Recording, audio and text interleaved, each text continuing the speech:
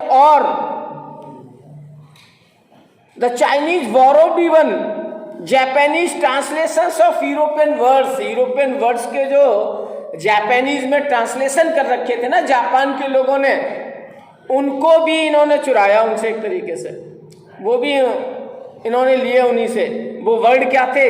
Justice, rights and revolution. ये true democratic word है। Democracy में अगर जस्टिस नहीं है तो डेमोक्रेसी फेल। डेमोक्रेसी में अगर राइट्स नहीं है तो किस बात की डेमोक्रेसी? और रिवॉल्यूशन नहीं है तो भी डेमोक्रेसी फेल। ये भी होना चाहिए। रिवॉल्यूशंस जरूरी होती हैं। जरूरी नहीं है कि आप 100% परफेक्ट तरीके से काम कर रहे हैं।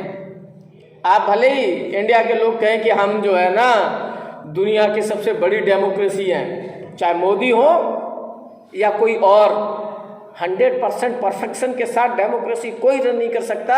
सब में कुछ ना कुछ कमियां होती हैं और उनके खिलाफ रिवॉल्यूशन जरूरी होते हैं। इंदिरा गांधी का सबसे बड़ा फेल्योर था इमरजेंसी लगाना। रिवॉल्यूशन लोग क्यों कर रहे थे? क्योंकि लोग सेटिस्फाई नहीं थे उनके काम करने के तरीके से। तो क्या करोगे? आप उनको जेल में डाल दोगे। अगर आप ऐसा करोगे तो आप डेमोक्रेसी की हत्या कर रहे हैं।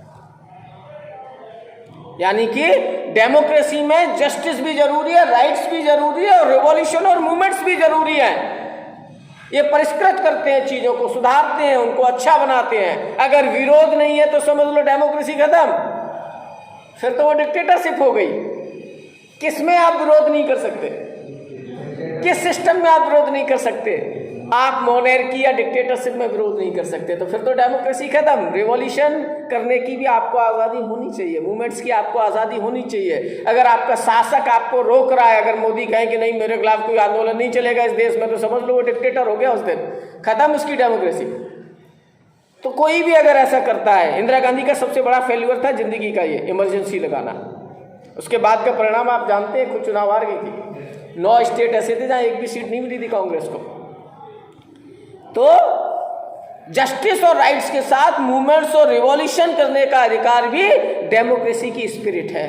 इसके बिना नहीं चलती डेमोक्रेसी।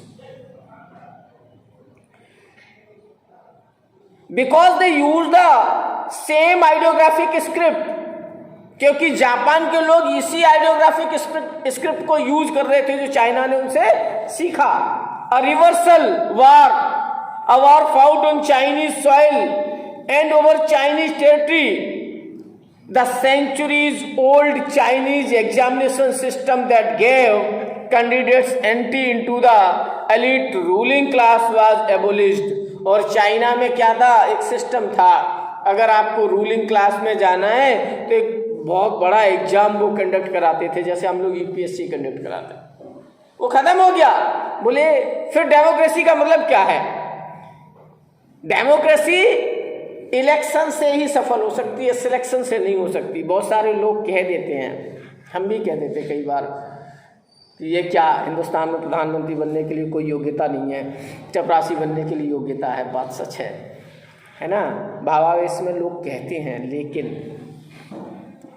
अगर ऐसा कर देंगे ना आप, तो बहुत सारे लीडर जो है ना कंपटीशन से बाहर हो जाएंगे, जो वास्तव में लीडर हैं। इसलिए डेमोक्रेसी में क्वालिफिकेशन क्यों नहीं रखी गई? इसीलिए नहीं रखी गई क्योंकि हिंदुस्तान में लोग पढ़े कम कढ़े ज्यादा होते हैं। नेताओं की आलोचना करने की जगह अब मेरा मन थोड़ा थोड़ा बदला है इनके प्रति। अब मुझे इन पर तरस आने लगा है। क्रिटिसिज्म करना बड़ा आसान है। नेताओं को आप क्रिटिसाइज कर सकते हैं, क्रिटिसिज्म बड़ा आसान है, लेकिन उनकी अंतरात्मा से पूछो कि लाखों गालियां खाने के बाद